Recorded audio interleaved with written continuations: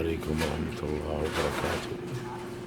أطلب من الله ثم من الصلاة منكم يا أخوان أن توصلون هذا المقطع على خاتم الحرمين الملك سلمان بن عبد العزيز آل سعود وولي عهده محمد بن نايف وولي عهده محمد بن سلمان وأهل الخير وعين الأيادي البيضاء.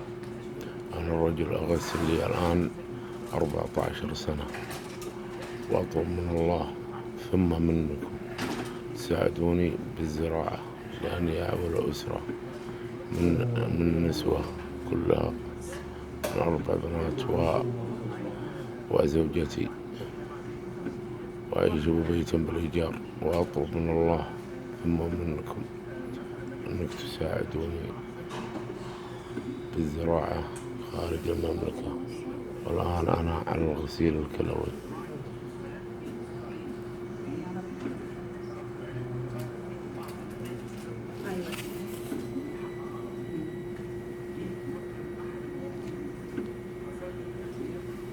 حفظكم الله ورعاكم، والله يسدد خطاكم، وجزاكم الله ألف خير. أخوكم صابر عبد العزيز، واللي يبغى يتواصل معي على جوالي 054-33-40-6-8-0-0-3-0-5-0-8-0-3-3-4-6 المنطقة عرعر الحدود الشمالية. حفظكم الله ورعاكم.